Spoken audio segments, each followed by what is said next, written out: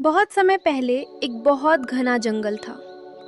उस जंगल में तरह तरह के पेड़, नदियाँ और जानवर रहते थे। लेकिन उस जंगल की सबसे खास बात थी वहाँ रहने वाली सैकड़ों रंग बिरंगी चिड़िया। हर सुबह जब सूरज निकलता तो पूरा जंगल चिड़ियों की मीठी आवाज से गूंज उठता। ऐसा लगता जैसे पूरा जंगल कोई सुंदर गीत गा रहा हो। लेकिन उन सभी चिड़ियों के बीच एक छोटी सी चिड़िया थी जिसका नाम था तारा। तारा बाकी चिड़ियों से थोड़ी अलग थी। उसके पंख नीले और सुनहरे रंग के थे जो सूरज की रोशनी में चमकते थे। बाकी चिड़िया दिन भर खाना ढूंढती, उड़ती और खेलती, लेकिन तारा को हमेशा जंगल के रहस्य जानने का शौक था। एक दिन तारा जंगल के बहुत अंदर उड़ते उड़ते पहुंच गई। वहां उसने एक बहुत पुराना पेड़ देखा। वह पेड़ इतना बड़ा था कि उसकी शाखाएं बादलों को छू रही थी।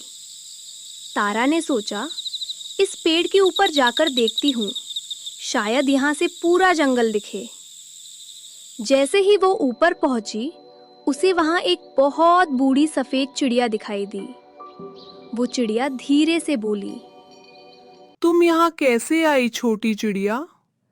तारा थोड़ी डर गई, लेकिन बोली, मैं जंगल के रहस्य जानना चाहती हूँ। बूढ़ी चिड़िया मुस्कुराई और बोली, इस जंगल में एक रहस्य है जिसे बहुत कम चिड़िया जानती हैं। तारा ने उत्सुक होकर पूछा, कौन सा रहस्य?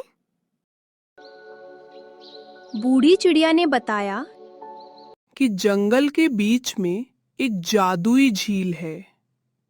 जो भी चिड़िया उस झील का पानी पी लेती है, उसे बहुत ताकत और समझदारी मिलती है। लेकिन वहां पहुंचना आसान नहीं था।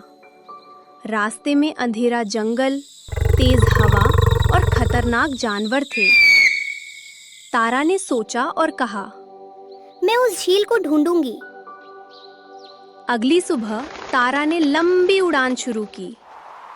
रास्ते में उसे तेज तूफान मिला। कई बार वो गिरते गिरते बची। फिर उसे एक बड़ा उल्लू मिला जिसने कहा, वापस लौट जाओ, आगे खतरा है। लेकिन तारा ने हार नहीं मानी। कई घंटों बाद वो जंगल के बीच पहुंची। वहां उसने एक चमकती हुई नीली झील देखी। झील का पानी चांद की तरह चमक रहा था।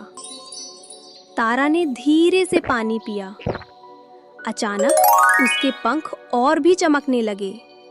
उसे ऐसा लगा जैसे उसके अंदर नई ताकत आ गई हो। अब तारा को समझ में आया कि असली ताकत जादू में नहीं, बल्कि हिम्मत में होती है। वो वापस जंगल लौटी और बाकी चिड़ियों को अपनी कहानी सुनाई। उस दिन से जंगल की सारी चिड़िया तारा को सबसे बहादुर चिड़िया मानने लगीं। और हर सुबह जब चिड़िया गाना गाती तो उनकी आवाज में तारा की बहादुरी की कहानी भी शामिल होती। तब से उस जंगल में एक कहावत चलने लगी, जो डर से आगे उड़ता है वही असली आसमान पाता है।